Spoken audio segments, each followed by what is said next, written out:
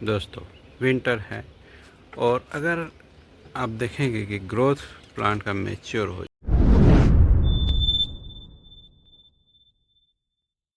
जाता है और ऐसी ब्रांच जिसमें एक भी लीफ नहीं है, इस तरह की, ये देखिए इसमें एक भी लीफ नहीं बचा है, तो ऐसी 2-3 ब्रांच हो जाती है। फिर क्या होता है, न्यूट्रिएंट डिफिशिएंसी, और वो ब्रांच मरने लगती है। तो ऐसे में मैं कर देता हूँ डिफोलिएशन दोस्तों। ऐसे ही नहीं, बार बार डिफोलिएशन करने से भी नुकसान होता है दोस्तों, और लीफ रिडक्शन होगा इसलिए बार बार करते वो भी ज़रूरी नहीं।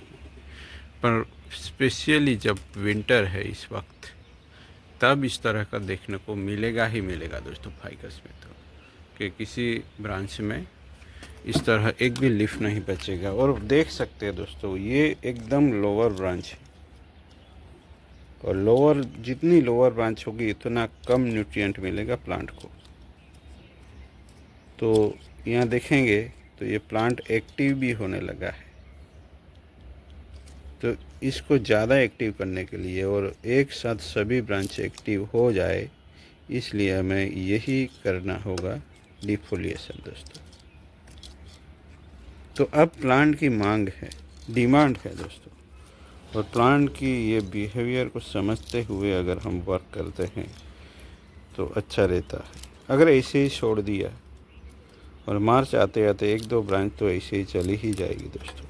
इससे पहले भी हमने इस प्लांट पे बैलेंसिंग के लिए वर्क किया था, और जो ग्रो हो रही थी इसी ब्रांचों को हमने पिंच कर दिया था या ट्रिम कर दिया था। बट अब वहाँ ग्रोथ भी नहीं हुआ है, देख सकते हैं ये पहले से ही ट्रिम है, ग्रोथ नहीं हुआ क्योंकि विंटर है। बट अगर ऐसा नहीं करते तो छोटी छोटी जो ब्रांचें होगी वो डाइबैक कर जाती। उन सबको बचाने के लिए हमने बैलेंस किया था, और अब हम कर रहे हैं इस तरह से डिफोलिएशन। यहाँ देखिए ये ब्रांच चली जाएगी या फिर इसको उड़ाना, क्योंकि 2 ही ब्रांच आगे बढ़ानी है हमें। सुरक्षित दूरी का भी ध्यान रखना होता है, कोई भी अनवांटेड लगे, कोई भी सीजन हो आप निकाल सकते हैं। तो ये अब एक तरह से मैच्योर प्लांट बन चुका है,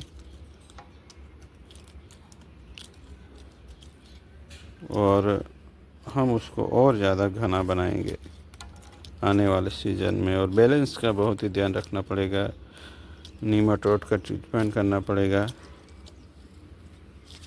और ये रेडी हो जाएगा दोस्तों।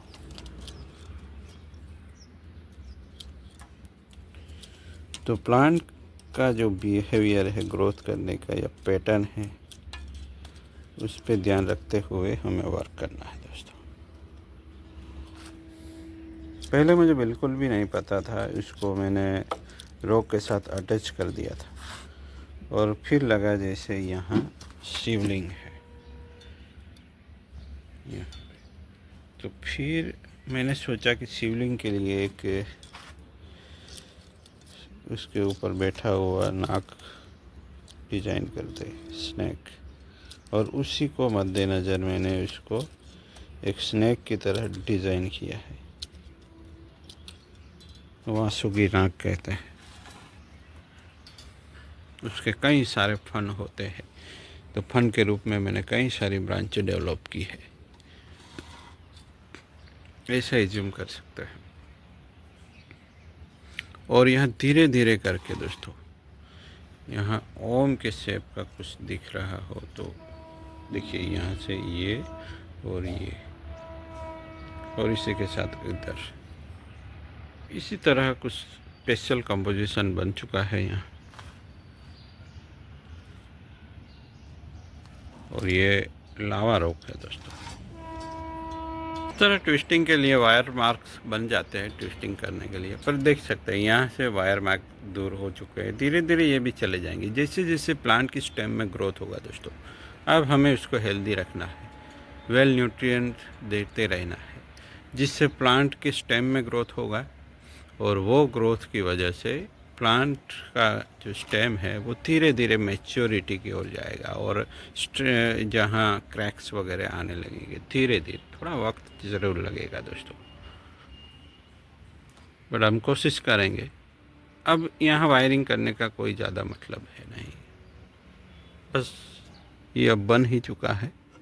अब उसको मैच्योरिटी को और ले जाना है, धीरे धीरे उसमें न्यूट्रिएंट वगैरह ऐड करते रहना है। और ये फ्यूजन देखिए दोस्तों, फ्यूजन ये संपूर्ण हो चुका है। यहाँ ये भी संपूर्ण हो जाएगी, यहाँ कोई गैप नहीं बचेगी। तो धीरे धीरे ये सब होता रहेगा और एक अलग कंपोजिशन निकल के आता रहेगा दोस्तों। तो बने रहिएगा ऐसा ही कुछ देखने के लिए। तो यहाँ क्लियरली विजिबल है, मेरे ख्याल से ये शिवलिंग है, ये नाग देवता कहते हैं। तो ये है ओम, जो मैंने नहीं बनाया, अपने आप जैसे फॉर्म हुआ है। तो मिलते हैं दोस्तों, ऐसे बने रहेगा। Thank you for watching.